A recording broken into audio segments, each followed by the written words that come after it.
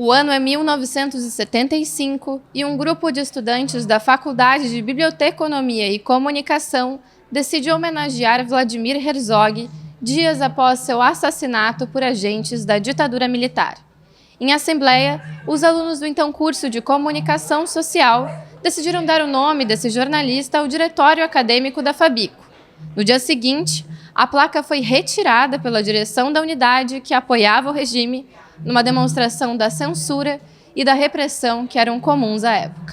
Passados 50 anos da morte de Herzog, estudantes daquela época e de agora se juntam para corrigir o ato censurado pelo regime autoritário e recolocar a nova placa em homenagem aos que lutaram pela democracia e pelos direitos humanos no Brasil. É um momento bem diferente, porque hoje nós estamos fazendo um resgate, uma reparação histórica, né? Naquele momento em que a placa de Herzog foi arrancada pela direção da faculdade, eu estou aqui hoje de novo, diretora da faculdade, junto com os alunos e com um grupo de egressos daquela época, para repor essa placa, uma nova placa que foi feita contando essa história. Há 50 anos atrás, em 1975, o jornalista Vladimir Herzog foi chamado para um depoimento no DOI-CODE, em São Paulo, que era um órgão de repressão, e acabou assassinado. E oficialmente disseram que ele tinha cometido suicídio, o que não era verdade. E nós, estudantes de comunicação daquela época, aqui na Fabico, fizemos uma homenagem, dando o nome do diretório Vladimir Herzog a esse espaço. E essa homenagem ela foi cancelada pelo diretor, que retirou a placa junto com um agente de segurança.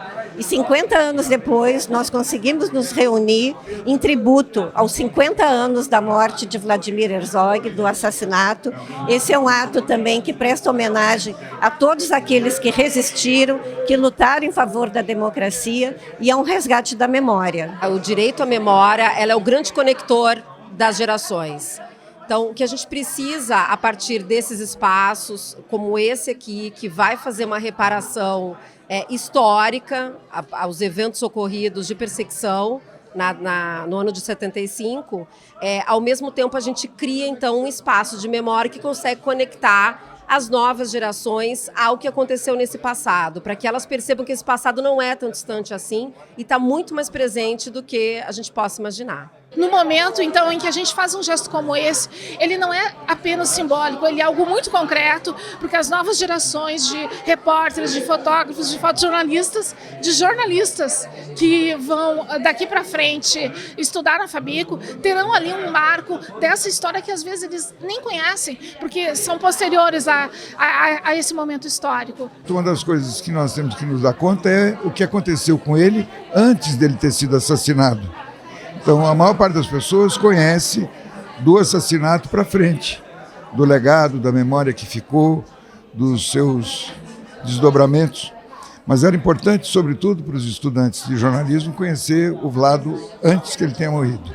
Quem foi ele? Eles mataram muita gente naquela época e o primeiro dos mortos que não foi enterrado secretamente foi o Vlado. O enterro foi público. Não é pouca coisa. E por que foi público?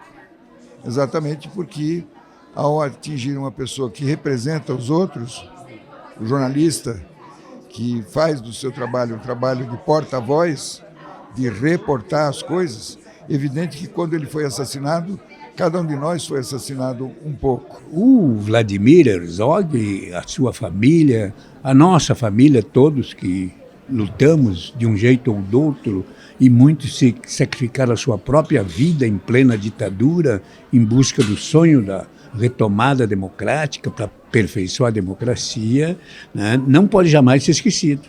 Então é muito importante o que está acontecendo aqui hoje, né? E que a gente nunca esqueça, para que nunca tenhamos de volta uma ditadura ou qualquer regime discricionário que censure o pensamento, estreite a participação do povo no controle. A importância do Vladimir é gigantesca para o nosso curso, mas também para o caráter ético que tem a formação do jornalista hoje na Universidade Federal do Rio Grande do Sul.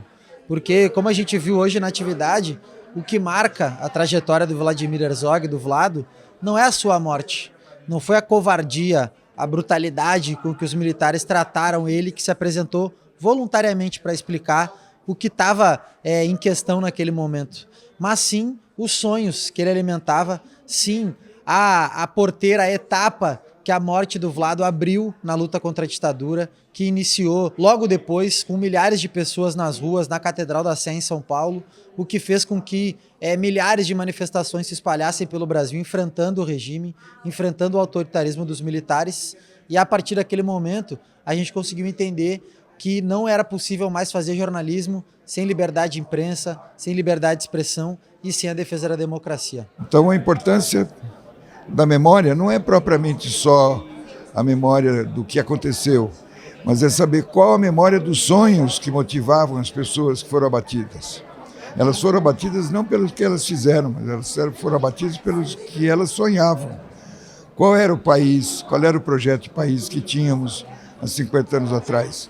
Não é muito parecido com esse que está acontecendo aqui. Se o Vlado e os companheiros do Vlado, a geração do Vlado, tivesse tido poder de resolver os problemas, certamente o Brasil seria outro. É grande a simbologia e é importante que a juventude, os estudantes, os professores, o ambiente de uma escola pública, no caso, uma universidade e a faculdade de comunicação, biblioteconomia, elas expressem o anseio do povo brasileiro por um Estado de direito democrático, republicano, que funcione bem, não para alguns ou para poucos, mas funcione bem e melhor, se não para todos, pelo menos para a maioria.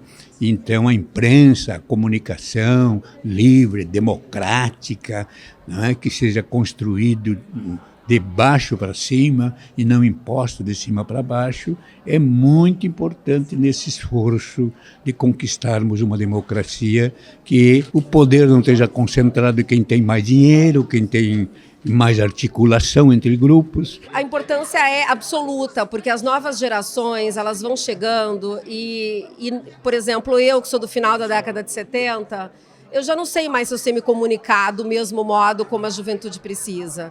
E esses espaços, então, da universidade, que estão sempre recebendo essa renovação geracional, eles são espaços super adequados para que a gente consiga contar essa história e tratar esses temas numa linguagem acessível aos jovens. Eu acho isso essencial nessa luta por democracia. Hoje, educar uma geração que não viveu os horrores da ditadura pode parecer mais difícil pela falta de vivência histórica, né, desses fatos, mas pelo menos aqui na URGS eu encontro gerações que sabem o que aconteceu e que conseguem compreender a gravidade desses fatos. Então, a dificuldade talvez seja de dizer assim, olha, isso é real, isso aconteceu e a gente tem que lutar para que não aconteça mais. É com muita alegria que eu percebo que os atuais estudantes acolheram a nossa proposta, eles estão aqui conosco, entenderam a nossa intenção, assim como a atual gestão da universidade, que ao contrário de 50 anos atrás, né, estava ao lado da ditadura. Hoje estamos todos nós aqui irmanados, juntos, em defesa do espaço democrático, em defesa das questões identitárias e das causas sociais. Herzog e toda a resistência criada a partir dele são fundamentais em marcos para a comunicação, né? A coragem, a seriedade, o compromisso com a democracia são fundamentais para estabelecer o que nós conhecemos por comunicação hoje, mas também como um farol para os próximos períodos, né? Ter reunido num lugar só tantas experiências, mas sobretudo o sentimento de coragem que tiveram naquela época é inspirador, assim, é emocionante, assim. Nunca tinha passado por nada igual na universidade. Saber que mesmo 50 anos depois os nossos princípios democráticos nos unem é o que faz com que a gente esteja hoje aqui com muita responsabilidade, mantendo vivo esse legado e fazendo com que daqui 10, 20, 30 anos, quando a gente completar 100 anos dessa data, outros estudantes estejam aqui, outras gerações sigam fazendo a nossa luta em defesa da democracia, sem anistia para os golpistas de 64 que torturaram o Vlado e também para aqueles que querem que a gente volte para esse regime hoje. Hoje a gente tem o prêmio, né, Vladimir Herzog de Direitos Humanos. Na Câmara Federal passou um projeto na Comissão de Constituição e Justiça que elege a data 25 de outubro como Dia Nacional de Defesa da Democracia. que é o ano em que ele foi morto. Então, há uma série de eventos ao longo do ano de 2025 que a Fabico abre esses eventos em homenagem a Vladimir e todos aqueles que lutam e defendem direitos humanos.